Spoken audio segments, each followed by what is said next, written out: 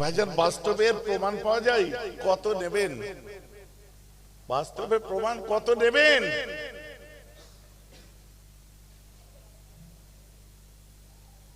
আমার রাসূল একটু প্রমাণ দিয়ে দিই, তারপর আবার এই লাইনে এগোবো। কি করে হয় সেটা বলবো। হ্যাঁ, আমার নবীজি এক সময় মসজিদ নবাবির মধ্যে বসে আছে, আর ওদিকে মোতার যুদ্ধ আরম্ভ হয়ে গেছে। বুঝতে পেরেছেন? আমার নবীজি মসজিদের নবাবিতে হযরতে আনাস এসে আল্লাহ রাসূলকে বলছে, ইয়া রাসূলুল্লাহ, মোতার যুদ্ধ আরম্ভ হয়ে গেছে হুজুর, এটা কি অবস্থা হচ্ছে আপনি একটু বলুন না শুনি। আরে আমার নবী মদিনার মসজিদে, আর মোতার প্রান্ত ওখান থেকে 15 দিনের দূরে রাস্তা, পায়ে হেঁটে। আমার রাসূল বলছে, কি শুনবে? বলছে, যুদ্ধটা কিরকম হচ্ছে একটু শুনি।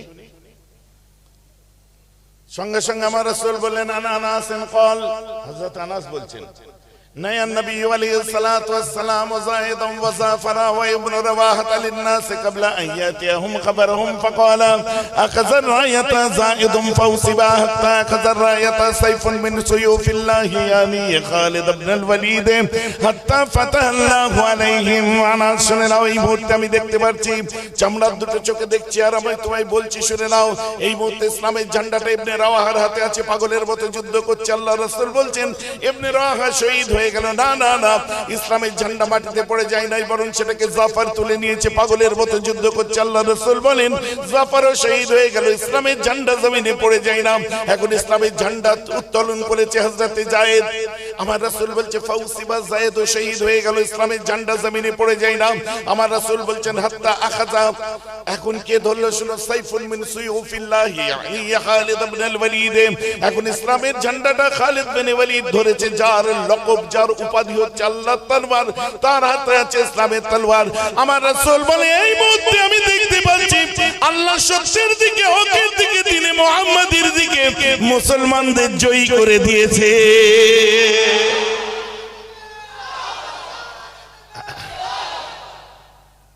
কি হলো? জবানটা কার ছিল? জবান আমার রাসূলের, কথাটা আমার আল্লাহর হয়ে গেছিল। বলেন না সুবহানাল্লাহ। এর প্রমাণ, ওমা ইয়ানতাকু আনিল হাওয়া ইন হুয়া ইল্লা ওয়াহয়ু ইউহা। আমার রাসূল নিজে বলেন না, যেটা বলানো হয় বলেন। আরে এখন তো সব ফটকাবাজির সময় এসেছে, বুঝলেন? হাতে অ্যান্ড্রয়েড ফোন এসে গেছে, আর তারা এখন বিরাট বড় বড় মাওলানা হয়ে গেছে, তালিবুল ইলমদের সঙ্গে পাঙ্গা নিচ্ছে। যারা কোরআন পড়ছে, হাদিস পড়ছে, তাফসীর পড়ছে, টাটকা ধাত দিয়া ব্লেড, আর তাদের সঙ্গে এসে পাঙ্গা নিয়ে নিচ্ছে। কি মহা মুশকিল বলতো, একদম টাটকা।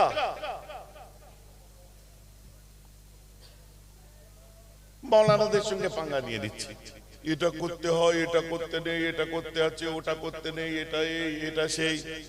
আমার সঙ্গে যে আরম্ভ করে দেয় জানেন, ঘরের মধ্যে বসে আছি, আমি প্রায় জায়গায় বলি, এটা একটু শোনা দরকার বলে আপনাদের বলছি, হুট করে দৌড় খুলে দিয়ে ঘরে ঢুকে গেল, আসসালামু আলাইকুম মহাশয়, ভালো আছেন? এরা তাড়াতাড়ি দৌড়ে গিয়ে তাকে বার করে দেবে। আমি বললাম, থাক থাক, দাঁড়া, কি বলছে শুনি। বুঝতে পেরেছেন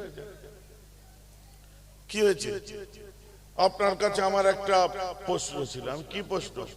যে আপনাদের হানাফিদের মেয়েরা যে আল্লাহু আকবার বলে যে বুকে স্তনের উপরে 2 হাত বাঁধে নামাজে, ওটা ওই কত নাম্বার হাদিসে আছে সহিহ বুখারী?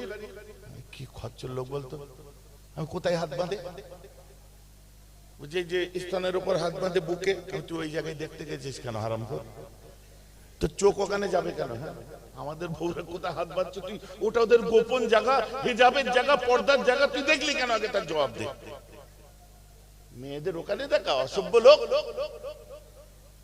বলছে না, আমার বউটাও তো বাঁধে। আমি তো নিজেরটা সামলাকে জানা, ওদের বউ নিয়ে টানাটানি করছি কেন? তোরটা কোথায় বাঁধে দেখবি জানা, তোর তো নিজের সম্পত্তি, তা আমাদের সম্পত্তি দেখবি কেন? দেখা তোর হারাম জানিস নি? না মানে ব্যাপার হচ্ছে, কি ব্যাপার হচ্ছে, এদেরকে বলে ফিডিং এ মাওলানা, বুঝলেন? 2-4 দিন জুম্মা 8 দিন কিস্তিতে মোবাইল কিনে এর ওর বক্তব্য থেকে বলে আমি মাওলানা হয়ে গেছি। মাদ্রাসাগুলো বন্ধ করে দিতে, ছেলেগুলো রাতকে রাত এদের ঘরে বাপের খাবার জোটে না, এদের মা ভাত রাঁধে না, এদের ঘরে শোয়ার জায়গা নেই, এদের ঘরে ফ্যান নেই, এদের আপনার পাড়া প্রতিবেশী নেই, এদের আত্মীয় স্বজন নেই। ছাত্রগুলো, মৌলানাগুলো, আলেমগুলো পাগলের মতো ঘুরছে আর দুলে দুলে পড়ে যাচ্ছে, দুলে দুলে পড়ে যাচ্ছে, এরা পাগল হয়ে গেছে। আর তুই এর কিস্তিতে মোবাইল কিনে নিয়ে বলছে আমি মৌলানা হয়ে গেছিলে, কোনো মানে হলো? এটা লজিক আছে তো নাকি? কথার পিছনে কোনো লজিক আছে এর পিছনে? বেলায় মৌলানা হয়ে গেছে। আমি তখন বললাম অনেক কথা, আমি লাস্টেরটা খালি শোনাই, একটু এর মধ্যেও কিছু কথা আছে আমি বলি। আমি তখন বললাম আচ্ছা ভাই কলমা তৈয়বটা পড়ো তো, প্রথম কলমাটা পড়ো তো। বলছে কেন? লা ইলাহা ইল্লাল্লাহু মুহাম্মাদুর রাসূলুল্লাহ, এই যে পড়লাম। আচ্ছা আলহামদুলিল্লাহ, খুব সুন্দর হয়েছে, এর মানে কি? বলছে আল্লাহ ছাড়া না খেলাম, বলছে আল্লাহ ছাড়া কোনো মাবুদ নেই এবং মুহাম্মদ সাল্লাল্লাহু আলাইহি ওয়াসাল্লাম তার রাসূল। আচ্ছা good, there is no god, there is no ilah except my Allah and also prophet Muhammad sallallahu alaihi wasallam is messenger. It's clear. সুন্দর বলেছো তুমি। दूसरा কলমাটা বলুন, আপনারাও বলুন। दूसरा कलमा কি? আশহাদু আল্লা ইলাহা ইল্লাল্লাহু ওয়াহদাহু লা শারীকা লাহু ওয়া আশহাদু আন্না মুহাম্মাদান আবদুহু ওয়া রাসূলুহু।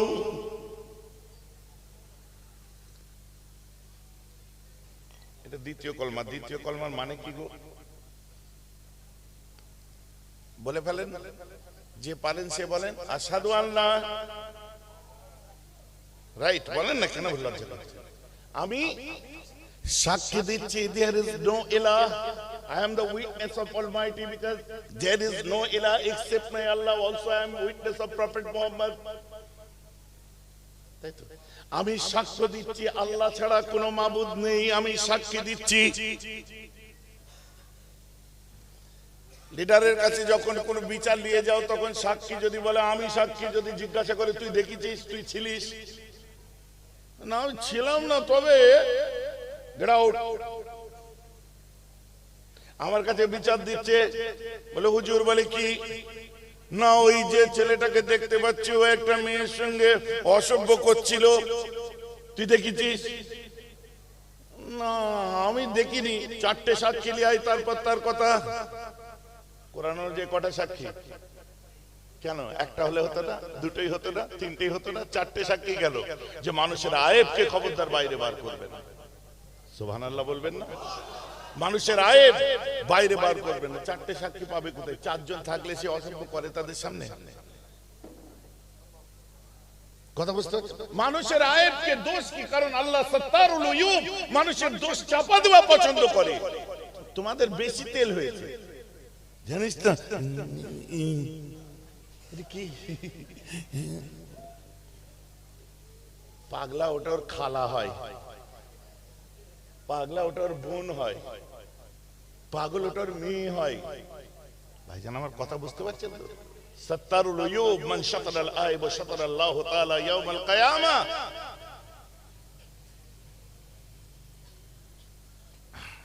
যে দুনিয়ার মুখে মানুষের দোষকে, খারাপিকে চাপা দেবে, কাল কিয়ামতের ময়দানে আল্লাহ তার গুনাহগুলোকে চাপা দিয়ে দেবে, যার জন্য তিনি সাত্তারুল উয়ুব।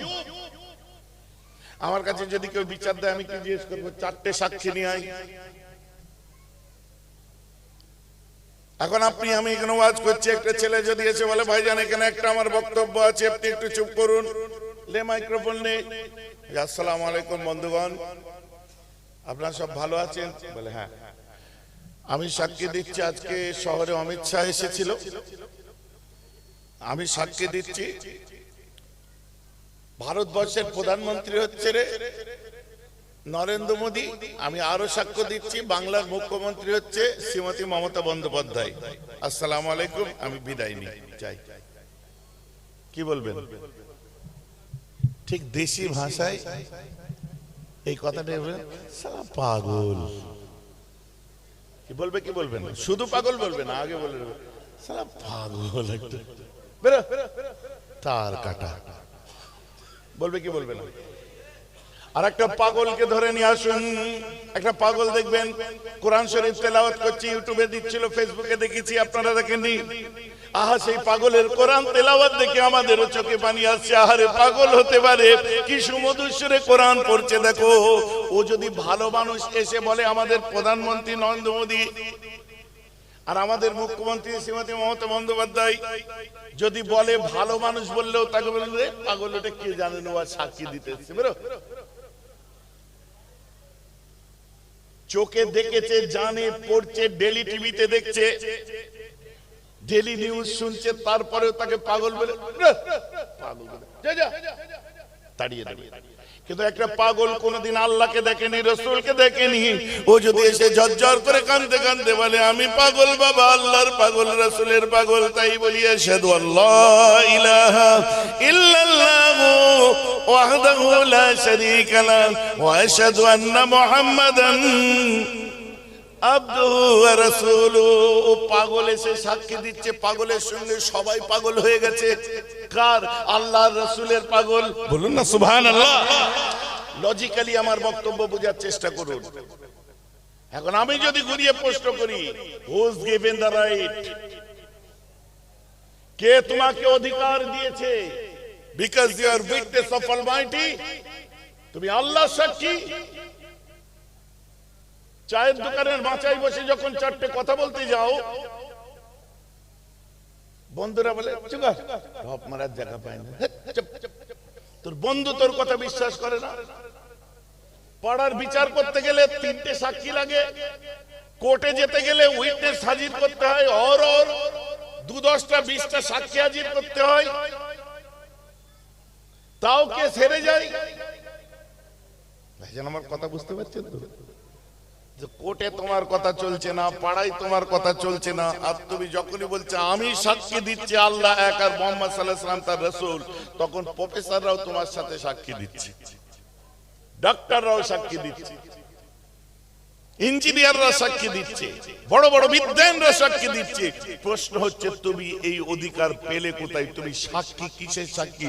জীবনে চোখেই তো দেখোনি। আল্লাহকে দেখেছেন কেউ? রসুলকে দেখেছেন? তাহলে সাক্ষী আমি কোন আক্কেলে দিচ্ছি? হ্যাঁ, আল্লাহ ছাড়া মাবুদ নেই মেনে নিচ্ছি, ঠিক আছে। আল্লাহ ছাড়া মাবুদ নেই মেনে নিচ্ছি, ঠিক আছে। মুহাম্মদ সাল্লাল্লাহু আলাইহি ওয়াসাল্লাম তার রাসূল, এটা মানলাম, সত্য কথা, এটা ঠিক আছে। কিন্তু আপনি সাক্ষী কোন আক্কেলে দিচ্ছেন? কেন? কিসের জন্য? এখন কেউ যদি বলে এইসব হুজুর টুজুরদের কথা মানি না, তা তোমার সাক্ষী দেওয়াও চলে না। পীর মানি না, সাক্ষী দিয়েও চলে না। ওলিয়া উলিয়া মানি না, সাক্ষী দিয়েও চলে না। মুর্শিদ মানি না, সাক্ষী দিয়েও চলে না। শায়েখ মানি না, সাক্ষী দিয়েও চলে না। সালেহীন মানি না, সাক্ষী দিয়েও চলে না। সাবিরিন মানি না, সাক্ষী দিয়েও চলে না। আবেদিন মানি না, সাক্ষী দিয়েও চলে না। সাদিকিন মানবো না, তোমার সাক্ষী দিয়েও চলবে না। আর যদি তুমি আল্লাহর রাসূলের সাক্ষী হতে চাও, এগুলো সবগুলোকে মানতে হবে, তবেই তুমি সাক্ষী হতে পারবে। বুঝতে পারছেন কথা?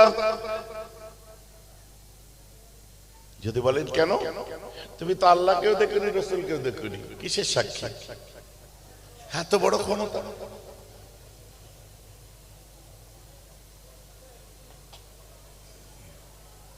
এত বড় ক্ষমতা পেলাম কোথা থেকে? দেখিনি তো জিন্দগিতে আমি।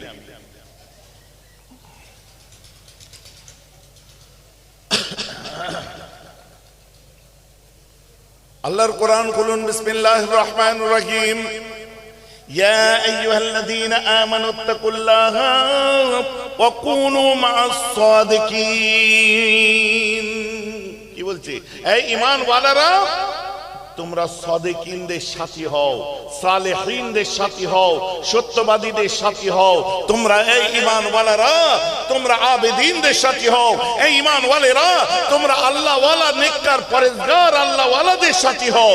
কোরআন বলে দিচ্ছে, যতক্ষণ তুমি সাদিকিনদের সাথী হবে, ওই সাদিকিনটা তোমায় যেটা বলছে, ও তার আগে সাদিকিনের কাছে শুনেছে। তার আগে সাদিকিন তার কাছে শুনেছে। আপনারা শুনছেন আমার মুখে, আমি শুনেছি পীর আল্লামা নুরউদ্দিন সিদ্দিকী, পীর আল্লামা সাইফুদ্দিন সিদ্দিকী, মুফতি আজম মির্জা হুজুরের মুখে। বুঝতে পারছেন তো নাকি? আমার সঙ্গে যার সম্পর্ক আমি তার সঙ্গে শুনেছি, তার সঙ্গে তার সম্পর্ক তার কাছে শুনেছি। তারা কারা? ফেলে দেয়া মানুষ ছিলেন, নাউজুবিল্লাহ। বাংলা নয়, বিশ্বের ইতিহাসে জলজল করছে তাদের নাম। ইসলাম নবজাগরণের ক্ষেত্রে তাদের ভূমিকাকে কোনোদিন অস্বীকার করতে কেউ পারেনি, পারছে না, পারবে না। আমার সঙ্গে যেমন সম্পর্ক হচ্ছে মুফতি আজম মুজরা হুজুর কেবলা, আমার চাচা আমার বাপের সম্পর্ক, তার সম্পর্ক মুজাদ্দিদে জামান দাদা হুজুর পীর কেবলা রহমাতুল্লাহি আলাইহির সাথে এই এতটা অঞ্চলে হযরতে হুজুর শাহ সুফি নূর আলী রহমাতুল্লাহি আলাইহির আগমন ছিল অনেক সুন্দর। তার সঙ্গে সম্পর্ক যে ঠেকছে হযরতে মুজাদ্দিদে জামানের সঙ্গে, মুজাদ্দিদে জামানের সম্পর্ক হচ্ছে হযরতে শাহ সুফি ফতেহ আলী ওয়াইসির সঙ্গে, তার সম্পর্ক হচ্ছে নূর মোহাম্মদ চাঁদগামীর সঙ্গে, তার সম্পর্ক হযরতে সৈয়দ আহমদ বেল্লুবির সঙ্গে, তাদের সম্পর্ক যে ঠেকছে হযরতে মাসুম রব্বানির সঙ্গে। মাসুম রব্বানি কার মুখে শুনলেন? তার আব্বা হযরতে আহমদ সরহন্দি মুজাদ্দিদ আল ফিসানির মুখে শুনেছেন। তারা তবকা বা মুসলসল এইভাবে আব্দুল হক মুহাদ্দিস দেহলভী, শাহ ওলিউল্লাহ মুহাদ্দিস দেহলভী, আপনার শাহ ওলিউল্লাহ মুহাদ্দিস দেহলভী তবকা বা মুসলসল হযরতে নসিরউদ্দিন চিরাগি দিল্লি, তিনি কার কাছে শুনলেন? নিজামউদ্দিন আউলিয়া, তিনি কার কাছে শুনলেন? হযরতে খাজা মুঈনুদ্দিন চিশতি, তিনি কার কাছে শুনলেন? আল্লাহর সাক্ষী দিচ্ছেন, রাসূলের সাক্ষী দিচ্ছেন, তিনি শুনলেন হযরত উসমান হারুনির কাছে। এদিকে ইব্রাহিম আদম, তিনি কার কাছে শুনলেন? আদম বিন নূরের কাছে শুনলেন। তিনি শুনলেন বাহাউদ্দিন নকশবন্দির কাছে, তিনি শুনলেন হযরতে খাজা বাকি বিল্লাহর সাথে। এইভাবে তবকা বা মুসলসল শুনলেন হযরতে আব্দুর রাজ্জাক, তিনি কার কাছে শুনলেন? হযরতে তার আব্বা গৌসুল আজম বড় পীর আব্দুল কাদিরুল জিলানীর কাছে, তিনি শুনলেন কার কাছে? হযরতে মুসা আবু সালেহ মুসা জঙ্গির কাছে, তিনি শুনলেন ইমাম রাজির কাছে, তিনি শুনলেন ইমাম জুনায়েদের কাছে, তিনি শুনলেন ইমাম জাফর সাদিকের কাছে, তিনি শুনলেন ইমাম মুসা কাযিমের কাছে, তিনি শুনলেন ইমাম বাকেরের কাছে, তিনি শুনলেন ইমাম যাইনুল আবেদিনের কাছে। তার সঙ্গে সম্পর্ক হচ্ছে ইমাম হুসাইনের। ইমাম হুসাইনের নিসবত হচ্ছে তার আব্বা হযরত আলীর সাথে, আলীর সঙ্গে নিসবত হচ্ছে উসমান গনির, উসমান গনির নিসবত হচ্ছে ওমর ফারুকের সাথে, ওমর ফারুকের নিসবত হলো আবু বকরের সাথে, আর আবু বকরের নিসবত আমার রাসূলের সাথে, আর রাসূলের সাথে নিসবত আমার আল্লাহর সাথে।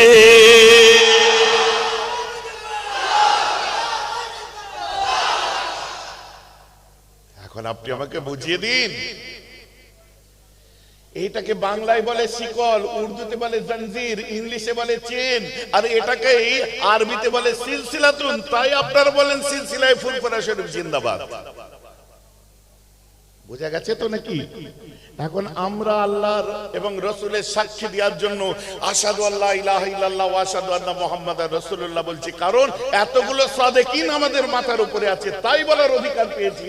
যারা এই ওলি আউলিয়া পীর মাশায়েখ এইসব মানবে না, এইসব দরবার টরবারে যাওয়া, এইসব করা, জিকির আজকার করা, মাজার জিয়ারত করা, কবরে যাওয়া, এইসব দরকার নেই বাবা। এইসব পীর কোরআনে নেই, হাদিসে নেই। যারা করে আমি তাদের কাছে প্রশ্ন করি, হোয়াটএভার সে আহলে হাদিস হতে পারে, হোয়াটএভার সে ওয়াহাবি হতে পারে, হোয়াটএভার সে বিভিন্ন দলমতের হতে পারে, তারা অধিকারটা পাচ্ছে কার কাছে আমাকে বলুন। সে নিজে পড়ে কি করে বলছে, যেখানে কোরআন বলছে যে এদের সাথী হও।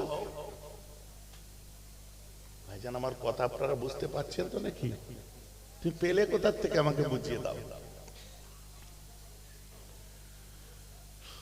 দুটো জিনিসের সমন্বয়ে মানুষ, একটা দেহ আর একটা আত্মা। আত্মা আছে, দেহ নেই, ভূত। আর দেহ আছে, আত্মা নেই, লাশ। বুঝতে পারছেন? দেহের অসুস্থতা হয়, সুস্থতা থাকে, আবার অসুস্থ হয়, আত্মাও অসুস্থ হয়ে সুস্থ থাকে। আর রূহ সবসময় ভালোর পক্ষে থাকে, সতের পক্ষে থাকে, আর সে জায়গাটা খুঁজে সৎ। আর আমরা সেই রূহকে সৎ জায়গায় বসাতে পারি না, কারণ সেখানে বাধা হয়ে দাঁড়ায় আমাদের সোল, যেটাকে ইংরেজিতে সোল বলে, ওটাকে নাফস বলা হয়। নাফস was the agency of corruption, সব সময় খারাপ দিকে মন টানবে। বুঝতে পারছেন তো নাকি? আমাদের নাফস সব সময় খারাপ দিকে মন টেনে নিয়ে যাবে। গাঁজা খা,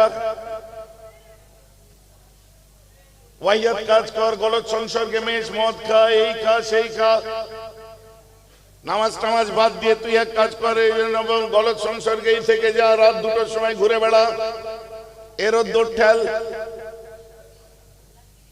এটা কে করাচ্ছে? নফস। ভাইজি আমার কথা বুঝতে পারছেন? নফসের তাই কটা ভাগ? 3টে ভাগ। মাশাআল্লাহ। নফসে আম্মারা, নফসে লওয়ামা, নফসে মুতমাইন্নাল কুলুব। আর কলবের ভাগ কটা? 5টা।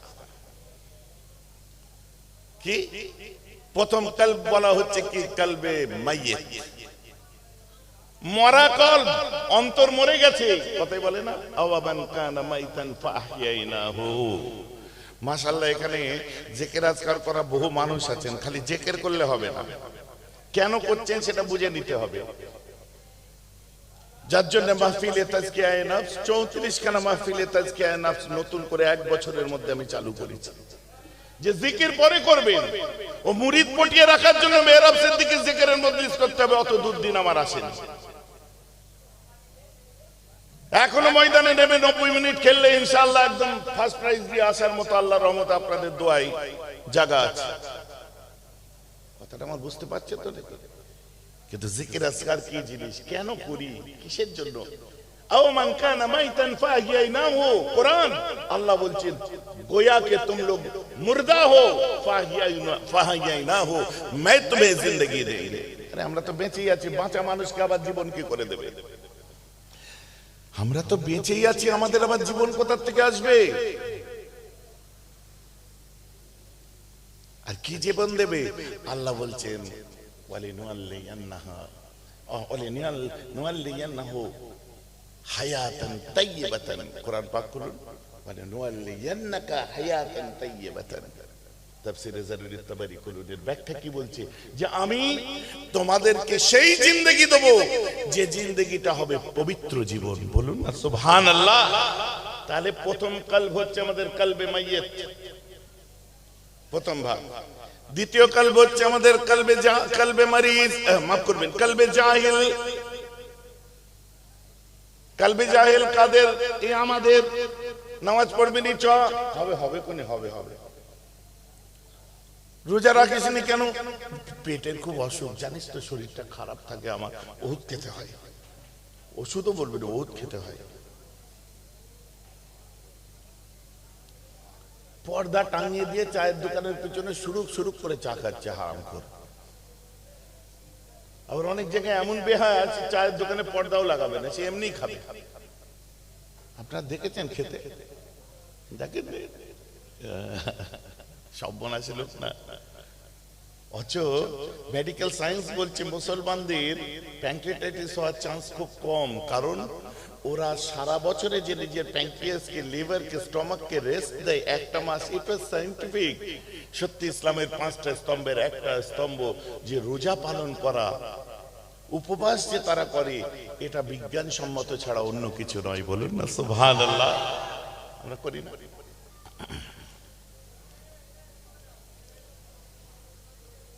দেখবেন যাকাত দেওয়ার সময় ঢিলে, নামাজের বেলায় ঠিক আছে, নামাজের বেলায় কোনো প্রবলেম নেই, নামাজ ঠিক পড়ে যাচ্ছে, কিন্তু যাকাত দেওয়ার সময় দেখবেন ঢিলে। এর মধ্যে 100 জন মানুষ আছে, 90 জন মানুষ জানেই না তার ক টাকা যাকাত হয়, আর 10 জন জানে যারা দেয়। না হুজুর, আমরা যা যাকাত দিই হিসাব করে দেখলে বোধহয় বেশি হয়ে যায়, কচু হয়। তোমায় উদ্ধার করতে কে বলেছে? অরিজিনালটা দিলেই তো হয় নাকি? বুঝতে পারছে না, জানেই না ক টাকা যাকাত হয়। এখন যাকাত মেরে খাওয়াটা হালাল খাওয়া না হারাম খাওয়া? জোরে বলুন। কেউ কিচ্ছু বলবে না, আমি আছি এখন, জোরে বলুন। হারাম। যাকাত মেরে খেলে গরিব দুঃখীদের মাল তুমি যদি বউ বাচ্চা মিলে খাও, তোমার যা অর্থ আছে তার 1.2%, মানে 2.5%, মানে লাখ টাকায় 2,500 টাকা গরিবের হক। লাখ টাকায় 2,500 টাকা তোমার হচ্ছে গরিবের হক। তুমি যদি সেই হকটা আদায় না দিয়ে 2,500 টাকা গায়ে লাগবে, যে আল্লাহ তোমায় 1 লাখ টাকা দিল, 2,500 টাকা তুমি আউট করতে পারছো না তা থেকে গরিবের জন্য? এটা ফরজ করা হয়েছে। এই যাকাত আদায় না দিয়ে যদি বউ বাচ্চা মিলে সেই পয়সা খায়, হালাল খাওয়া না হারাম খাওয়া? এবার আমি যদি জিজ্ঞাসা করি, ভাই আপনাদের এবছরে যাকাত ক টাকা হয়েছে?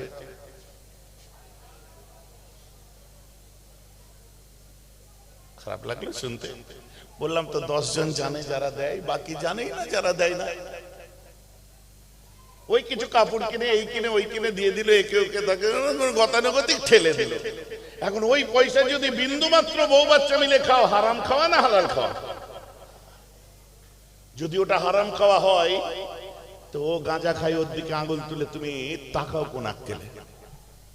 যদি তুমি নিজে ওইটা ভাবো হারাম খাওয়া হয়, তো ওই ছেলেটা টলতে টলতে যাচ্ছে, মাতাল, নামাজ পড়ে না, রোজা রাখে না, মুসলমানের ছেলে মাল খায়, ধর তুমি নিজেই তো জাকাত মেরে খাচ্ছ। সব সুদরে টুদরে দিয়ে যখন মসজিদে নামাজ পড়তে গেছে ছেলেটা, বুঝো ভালো করে, মসজিদে নামাজ পড়তে গেছে ছেলেটা, নামাজ টামাজ সব ঠিকঠাক পড়ছে, মুরব্বীরা বা সিনিয়র নামাজিরা এইভাবে দেখছে।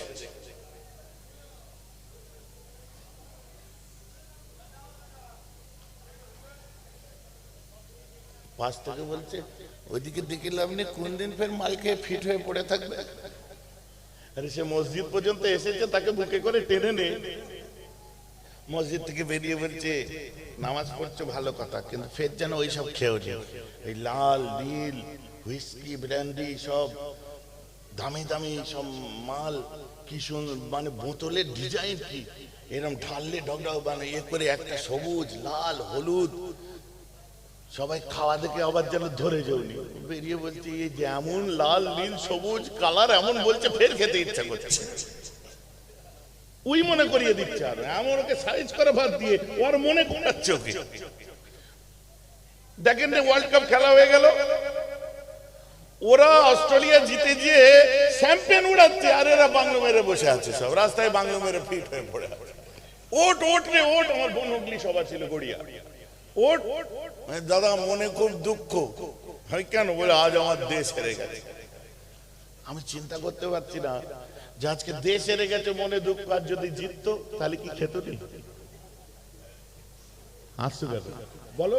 যদি জিততো আজকে আনন্দের দিনে একটু খাই, আসলে ওটা দুঃখ লাগে না, আনন্দ লাগে না, ওর খসলত খারাপ, খাওয়ার বাহানা লাগে। বুঝতে পারছেন তো নাকি?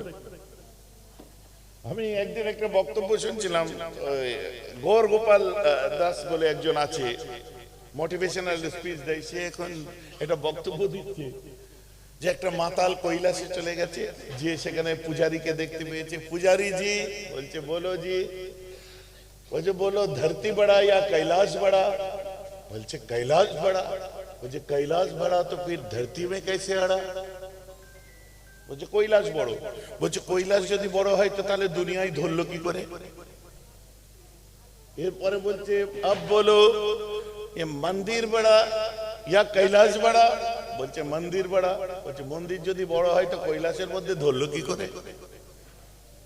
এরপরে বলছে अब बोलो, বলছে বলো, বলছে मंदिर के अंदर कौन है, বলছে भगवान शिव जी है, अब बोलो शिव जी बड़ा या मंदिर बड़ा, বলছে क्यों शिव जी बड़ा, मुझे शिव जी बड़ा तो फिर मंदिर के अंदर कैसे अड़ा।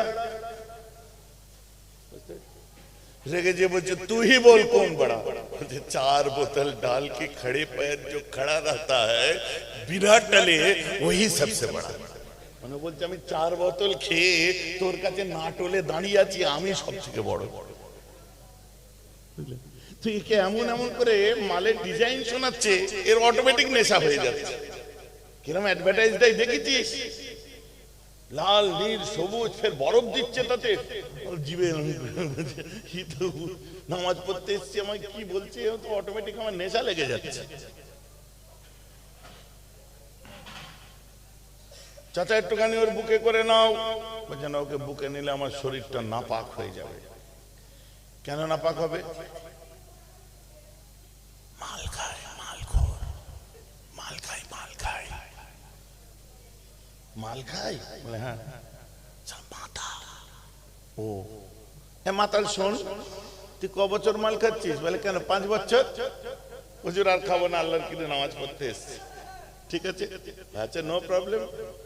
ও চাচা তুমি ক বছর নামাজ পড়ছো? 35 বছর নামাজ পড়ছি আমি। বাহ, 5 বছরের মাতাল তোমাকে 35 বছরের নামাজিকে নাপাক করে দিতে পারে, ওর মালের ঝাঁজ এত, তো তুমি 35 বছর নামাজ পড়ছো, ও যখন তওবা পড়ে মসজিদে এসেছে ওকে জড়িয়ে ধরে আরো পাক করতে পারছো না কেন? তোমার নামাজের ঝাঁজ কোথায় গেল? ভাইজান কথা বুঝতে পারছেন না? তার মানে তুমি নামাজ পড়ছো, বোনের এরেস্টটা ঠিক দেওয়া হয়েছে তো? ফরায়জনে যাই বোনেরও ভাগ আছে বাপের সম্পত্তিতে, দিয়েছো তো? নাকি আল্লাহু আকবার দাঁড়িয়ে পড়ছো? আর তোমার বোন শেরিনা সাকিনা গরিবী হাল কাটাচ্ছে, জায়গাটা সব ঝেড়ে দিলে রাস্তার ধারে বলে তোমার বোনেরটা দেওয়া হয়েছে তো, বোনের হকটা। কারণ বাপে আবার কথা বুঝতে পারছেন, এখন বোনের এরেস মেরে দিয়ে যদি তুমি আল্লাহু আকবার বলে নামাজ পড়ো, তোমার নামাজ হবে কচু হবে।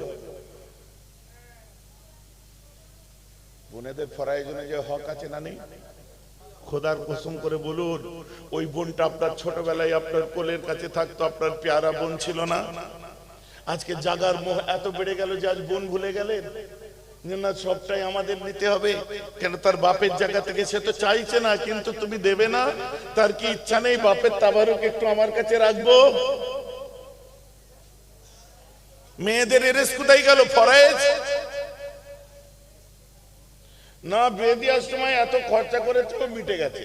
হ্যাঁ, তোমার বাপ তোমায় বলে গেছিল মরার আগে, মিটে গেছে। তাকওয়া হচ্ছে আলাদা জিনিস। আর তাকওয়ার জন্য আল্লাহ নির্বাচন করে রাখে কিছু পার্টিকুলার মনকে, সবার জন্য নয়। কথা বুঝতে পারছেন না? সে তুমি যতই ধোঁদাও আর ফুল চন্দন দাও, যতই মহব্বত করো আর পয়সা মারো, ও হক কথাটা বলেছি বলছি বলে যাবো, এখানে কোনো কথা হবে না। সে মাতাল মসজিদ থেকে এসে, গাঁজাখোর মসজিদ থেকে এসে বলছে, ভাইজান বলে কি মসজিদ আর যাওয়া যাবে না। বলে কেন? বলে কিরাম করে সব তাকাই, নামাজ পড়তে গেছি যেন চুরি করতে গেছি। যখন গাঁজা টানতাম তখন একবার কেউ এইরকম করে কেউ তাকায়নি, যে যার নিজের মনে টেনে যাচ্ছে। যখন মাল খেতাম কেউ এরকম করে তাকিয়ে দেখেন আমি খাচ্ছি, যে যার মতো খেয়ে যাচ্ছে। আজ আল্লাহকে সেজদা করতে এসে আমি এরকম করে দেখছি।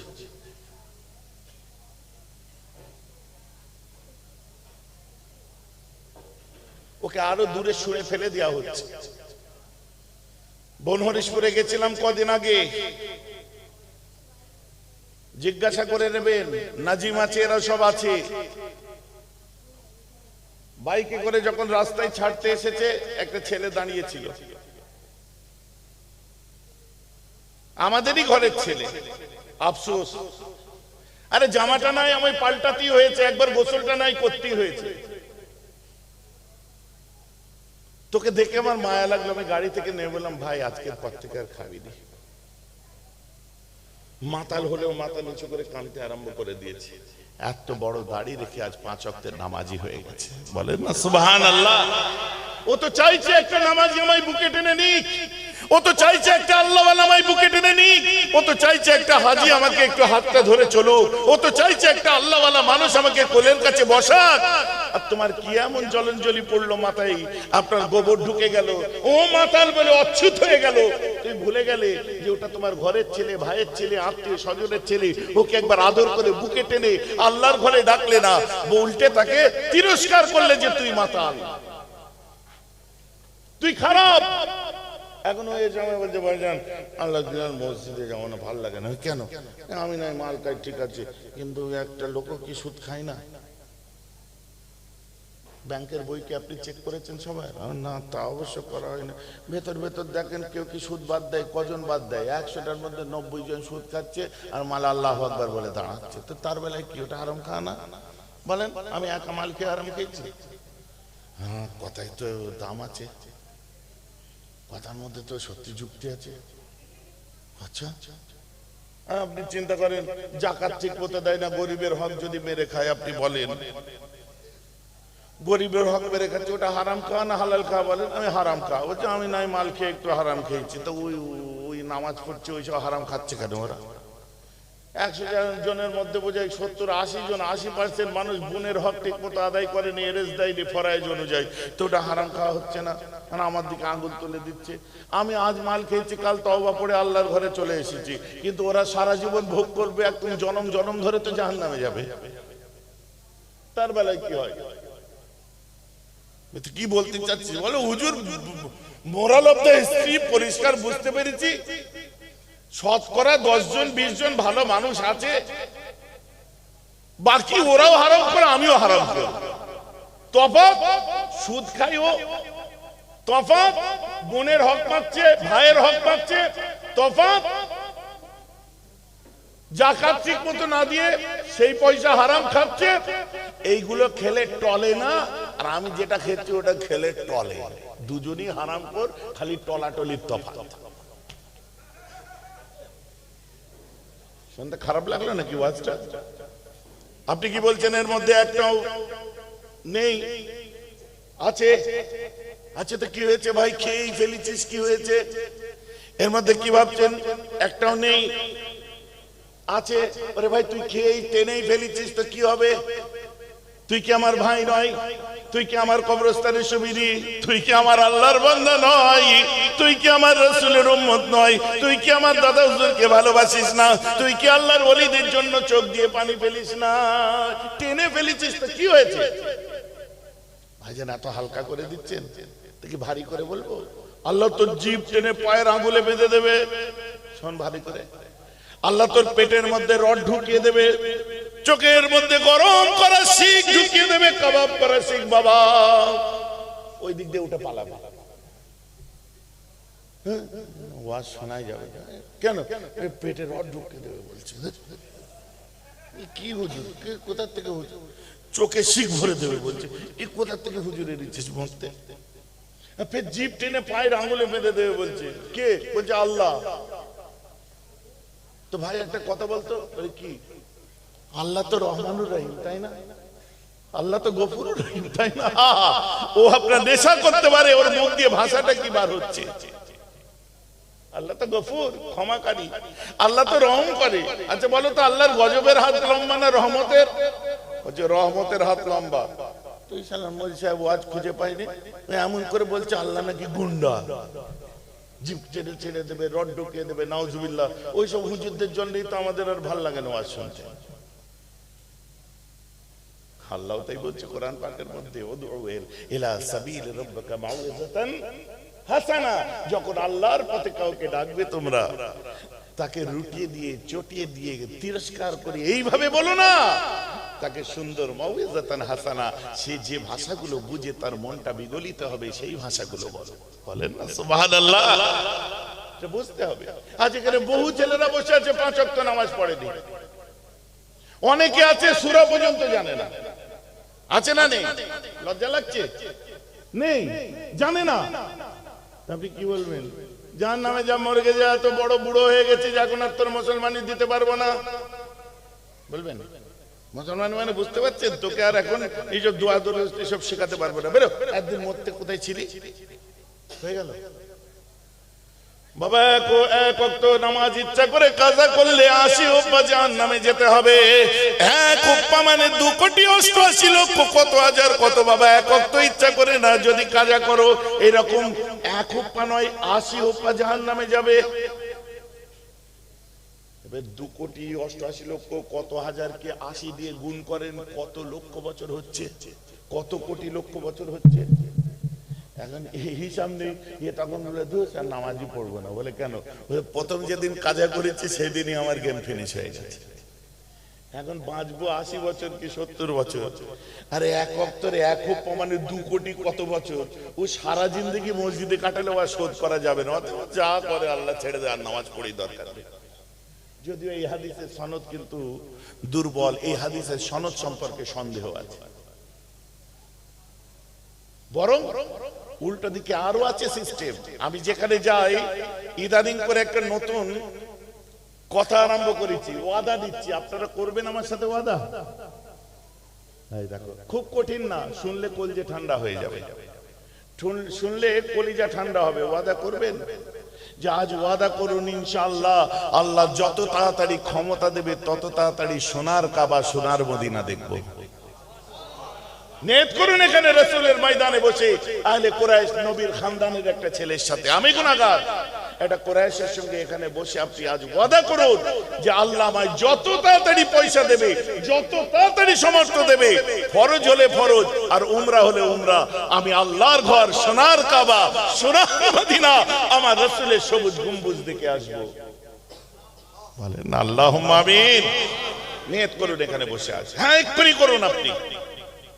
কারণ যে হাত একবার জমজমের পানি উঠবে, ওই হাতে অন্য গ্লাস আর কোনোদিন উঠবে না ইনশাআল্লাহ। যে চোখ একবার সোনার কাবাতে পড়বে, যে চোখ একবার সোনার বদিরা সবুজ গম্বুজে রাসূলের সুনেহেরি জালিতে পড়বে, ওই চোখ কোনোদিন খারাপ পথে আর যেতে পারবে না। ভাইজান আমার কথা আপনারা বুঝতে পাচ্ছেন কি পাচ্ছেন না? নিয়ত করে এখানে বসে মনের ইস্তেকামাত এসে যাবে। বহু টাকা বউদিকে দিয়েছে, নিয়ত করে দিন। যার আছে বউকে যে শুনিয়ে দেন যে মোটামুটি কিছু আছে আর কিছু জোগাড় করছি, তোকেও নিয়ে যাব সাথে, তোমাকেও নিয়ে যাব, চলো ঘুরে এসে। আজকের পর থেকে সংসারটা সোনার হয়ে যাবে। আজকের পর থেকে সংসারটা সোনার হয়ে যাবে। আর যে ব্যক্তিটা মন থেকে একবারে নিয়ত করে ফেলে, সেই দিন থেকে ওই মানুষটা গুনাহ কবিরা থেকে আল্লাহ চতুর্দিক থেকে তাকে ঘিরে দেয়। বলেন না সুবহানাল্লাহ। অতএব আজই আপনি নিয়ত করুন। পাগলে আর মজা নেই, ভেল ছেড়ে দিন, খেটে খান। আর ওখানে যে কি করব,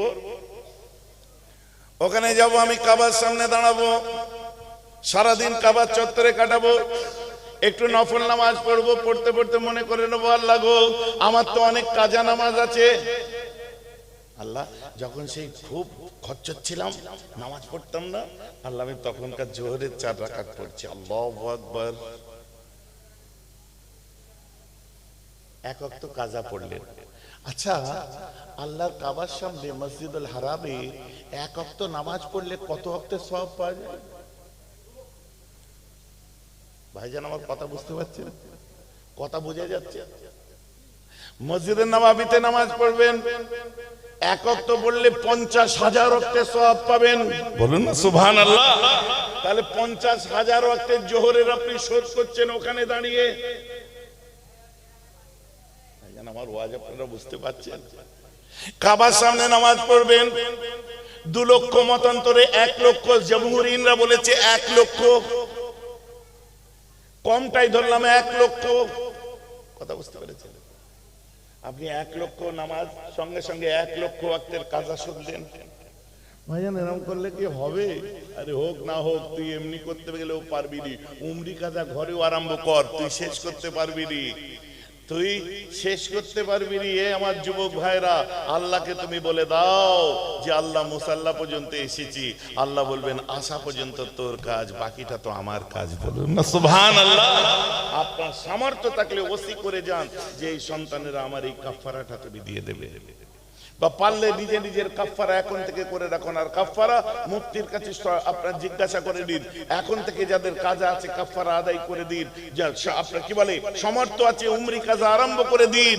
আর বাকি কাফারার জন্য ওসি করে যান ছেলেকে। আর কাফারা দেওয়াটা মুফতি যারা আছে তারা এত সহজ করে দিবে, বেশি খরচাও লাগবে না। ভাইজান আমার বক্তব্য থেকে কিছু মেটেরিয়াল পাচ্ছেন কি? কিছু মেটেরিয়াল পাওয়া যাচ্ছে কি? এখন যদি আমি ঘটনা শোনাই, এই ঘটনা আপনাদের এখনো শুনতে বাকি আছে? ঘটনা এখনো শুনতে বাকি আছে না? ভাইজান এরকম ডাইরেক্ট ওয়াজ করেন, আপনাকে কেউ দাওয়াত করে, কোনো কমিটি আর দাওয়াত করে না তো, ওই জন্যই কমে গেছে, দেখছেন না? সপ্তাহে 3 দিন বার হয়, আর কেউ দাওয়াতই করে না। এরকম কথা শুনলে কাজ সহ্য হবে বলেন তো? বুঝতে পারছেন? হ্যাঁ, আমি সপ্তাহে 3 দিন রাত জাগি এখন। তো ও চিন্তা তোমায় করতে হবে না, কিন্তু সত্য কথা যেটা বললে তোমার মনের মধ্যে জায়গা হবে। আমি কোথায় আরম্ভ করেছিলাম, কোথায় এসে পৌঁছালাম বুঝতে পারছেন না? এমন মুসলমান খেয়াল করে শুনে রেখে দিন, আজ যে সমস্ত ছেলেগুলো নতুন করে ধর্মের পথে এগিয়ে আসতে চাইছে তাদেরকে ফতোয়া দেবেন না, মাউইজাতান হাসানা সুন্দর সুন্দর করে তাদেরকে বুঝিয়ে দিন, বলে দিন, তাদেরকে ইসলামটা বোঝার মতো জায়গা তৈরি করে দিন। ভাইজান আমি তাহলে নামাজ পড়বো, সুরো জানি না, কাল থেকে কি করে কাজে আদায় করব। শোনেন, খুব সহজ ব্যাপার। আমি বলছি না, তামাম ইমামরা এই জায়গায় একমত হয়েছে। নামাজ আরম্ভ করবেন, কিভাবে করবেন, বড় সহজ ব্যাপার, সুন্দর ব্যাপার। একটু আপনাদেরকে শুনিয়ে দিই। নামাজের মধ্যে যত হুজুররা আছে, মৌলানারা আছে, জিজ্ঞাসা করুন নামাজ মানে কি? আল্লাহর প্রশংসা করা। নামাজ মানে আল্লাহর প্রশংসা করব। আল্লাহু আকবার কি? আল্লাহ তুমি সবথেকে বড়, আল্লাহর প্রশংসা। এটা আল্লাহর প্রশংসা তো নাকি? সুবহানাকা আল্লাহুম্মা বিহামদিকা ওয়া তাবারাকা ইসমুকা ওয়া লা জাদ্দুকা ওয়া লা ইলাহা গায়রুক কি? আল্লাহর প্রশংসা। আলহামদুলিল্লাহি রাব্বিল আলামিন। কি আল্লাহর প্রশংসা? তা আল্লাহর প্রশংসা তো এখানেও বসে আপনারা করছেন, জোরে বলুন। এই দেখুন, এটা কি আল্লাহর প্রশংসা না? আপনি দাঁড়ান না, আল্লাহু আকবার, আলহামদুলিল্লাহি রাব্বিল আলামিন। ভুলে গেছে, মনে নেই, মাথা মোটা তো। স্কুলে যেও পড়া মুখস্থ হতো না, এখনো হচ্ছে না। এখন কি করবে? ওর কি দোষ? তা বলে নামাজ পড়বে না? আপনারা বলবেন ভাইজান কথার মধ্যে সব বলে নিচ্ছেন, মাথা মোটা টাটা মোটা, আর কি বলতে বাদ দিলেন? শোনো, যখন হয়েছে তো হোক ভালোভাবে, ভিজিয়েছি তো কামাতে দাও। সঙ্গে সঙ্গে কি করুন? আল্লাহু আকবার, আলহামদুলিল্লাহি রাব্বিল আলামিন, ব্যাস, ঠিক আছে। তারপর কি? আল্লাহর প্রশংসা তো। সুবহানাল্লাহ সুবহানাল্লাহ সুবহানাল্লাহ সুবহানাল্লাহ সুবহানাল্লাহ সুবহানাল্লাহ সুবহানাল্লাহ সুবহানাল্লাহ সুবহানাল্লাহ সুবহানাল্লাহ সুবহানাল্লাহ সুবহানাল্লাহ সুবহানাল্লাহ সুবহানাল্লাহ সুবহানাল্লাহ সুবহানাল্লাহ সুবহানাল্লাহ সুবহানাল্লাহ। আল্লাহু আকবার, সুবহানাল্লাহ সুবহানাল্লাহ। এখানে করিম আছে নাকি? করিম কই? হাত তোলো। করিম কে আছো? হাত তোলো। আব্দুল করিম কে আছো? হাত তোলো। লজ্জা করছো কেন? করিম বার হয়ে গেছে, দেখেছো তো? করিম মনে থাকবে না? আজিম আছে এখানে, কই? এই দেখো আজিম, আজিম মনে থাকবে না? সহজ ব্যাপার। সুবহান রাব্বিয়াল আজিম, সুবহান রাব্বিয়াল আজিম, সুবহান, আস্তে আস্তে উচ্চারণ হয়ে যাবে। সুবহান রাব্বিয়াল আজিম, সুবহান রাব্বিয়াল আজিম, সুবহান রাব্বিয়াল আজিম। তিনবার হয়ে গেল।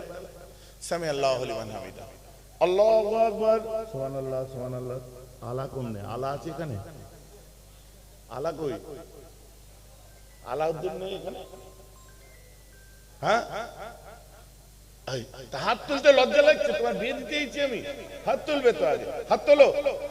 মাশাআল্লাহ, এই দেখো আলা বসে আছে, আলাউদ্দিন। আলাউদ্দিন, আলার নাম মনে থাকবে না একটু? হ্যাঁ, মনে থাকবে না? তুই তো নিজের নামই বলবি, সুবহান রাব্বিয়াল আলা, সুবহান রাব্বিয়াল আলা।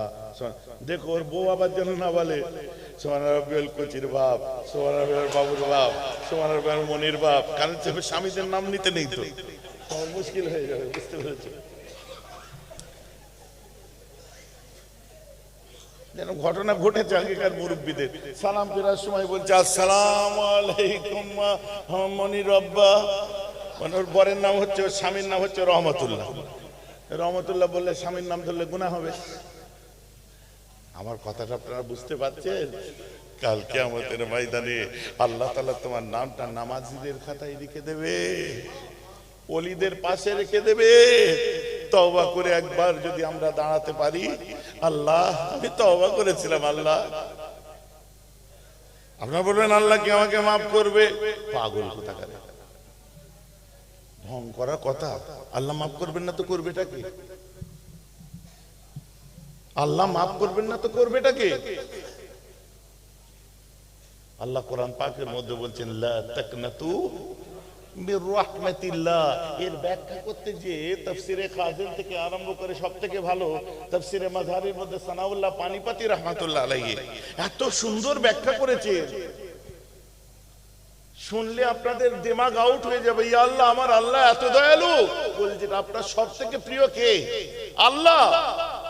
যখন কষ্ট হয়, আল্লাহ গো তুমি ছাড়া কেউ নেই আল্লাহ, আল্লাহ কেউ আমাকে বুঝলো না। আচ্ছা, এরপরে আত্তাহিয়াতে বসবেন, বসার পর আত্তাহিয়াতু লিল্লাহি, সুবহানাল্লাহ সুবহানাল্লাহ সুবহানাল্লাহ সুবহানাল্লাহ সুবহানাল্লাহ সুবহানাল্লাহ সুবহানাল্লাহ সুবহানাল্লাহ সুবহানাল্লাহ। তারপর কি হবে? এরকম করুন, করেছেন? হাতটা এরকম করুন, করেছেন? আঙুলটা এখানে রাখেন, রেখেছেন?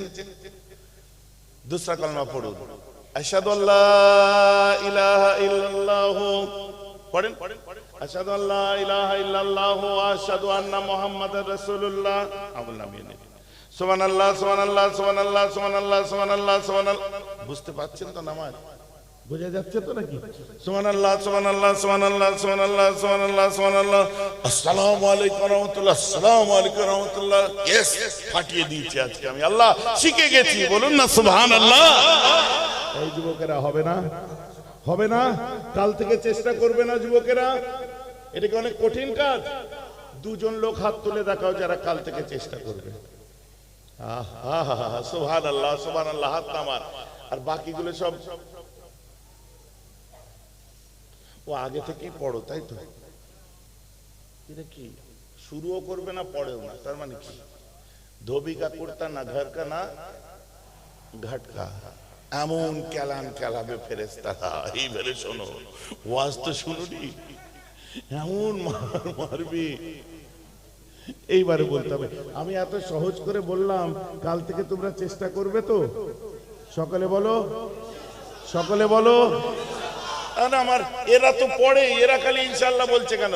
তোমরা বলো ইনশাআল্লাহ। হ্যাঁ,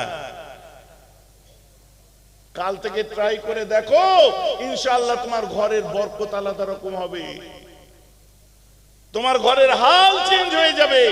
কোন মানুষের গীবত করার আগে তখন তোমার ভেতরে টনকটা লড়ে উঠবে, না না আমি গীবত করছি গো। তুমি রাস্তা দিয়ে হেঁটে আসছো, দেখতে পাবে যে কি একটা মানুষ অস্থির হয়ে পড়ে আছে রাস্তার গায়ে।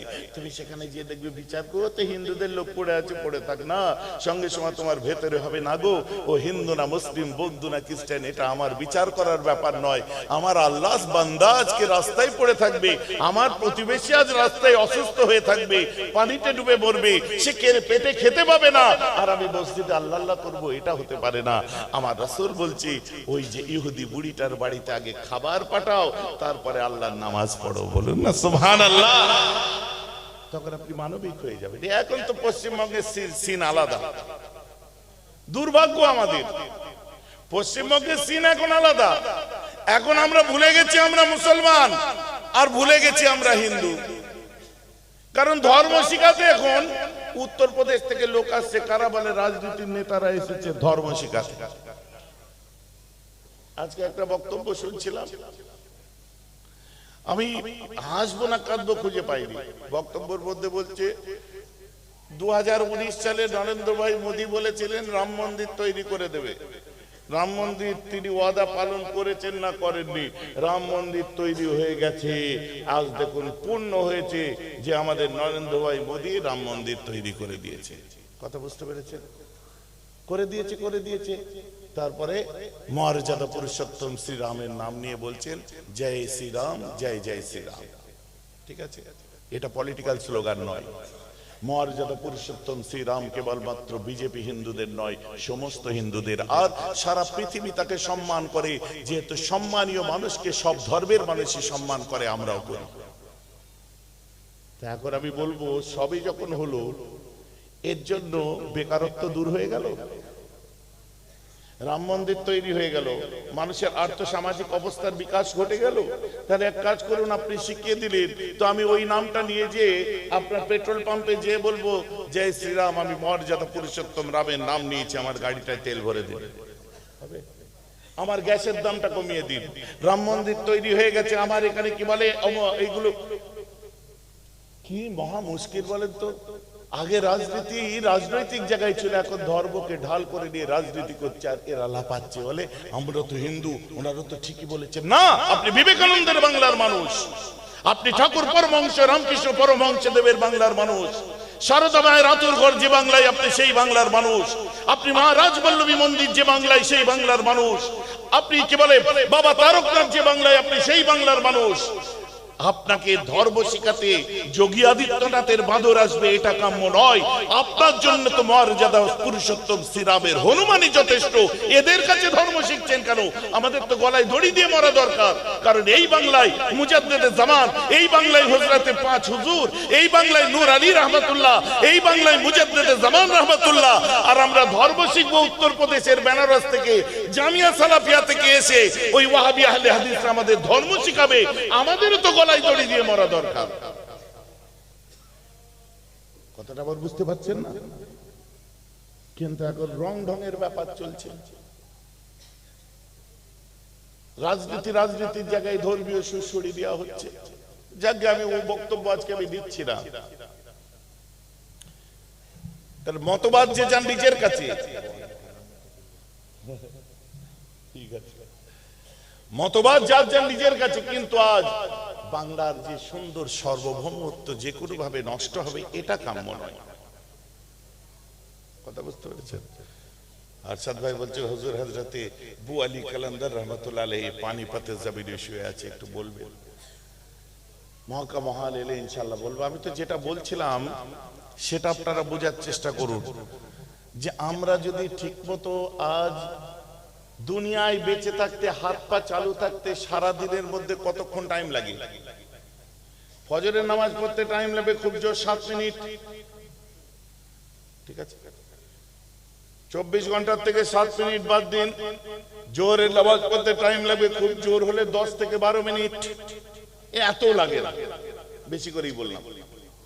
আসর পড়তে টাইম লাগবে খুব জোর হলে 5 মিনিট, মাগরিব পড়তে টাইম লাগবে 7 মিনিট, ইশা পড়তে টাইম লাগবে 10 থেকে 12 মিনিট। 24 ঘন্টার মধ্যে হিসাব করে দেখুন 40 মিনিটও লাগলো না সারা দিনে। অতএব 23 ঘন্টা 20 মিনিট তোর, মাত্র 40 মিনিট আমার। কঠিন লাগলো কথাটা? যেমন নাকি আপনার রুটিকের মধ্যে সারা দিনের 24 ঘন্টার মধ্যে যেটাই যা দেন, কদমগাছি চায়ের দোকানে মগরিবের পর থেকে রাত 11টা পর্যন্ত ওটা ফিক্সড। এই মোড়ে চায়ের দোকানে ফিক্স টাইম যখন সব জায়গার জন্য ঠিক করে রেখে দিয়েছেন, আপনাকে যে খাওয়াচ্ছে, যে দুনিয়ায় পাঠিয়েছে, যে আল্লাহ আপনাকে হাসি মুখে রেখেছে, আমার আল্লাহর জন্য আপনি কোন জিনিসটা ঠিক রেখেছেন বলুন? আর এই কাজগুলো যদি করতে পারেন, আমার মুসলমান খেয়াল করে শুনে রেখে দেবেন, আল্লাহর ওলি গাছ থেকে পড়ে না, আকাশ থেকে পড়ে না। আপনার সামনে হযরতে বিশর হাফির কথা আমার বলতে ইচ্ছা করে। উনি কে ছিলেন জানেন?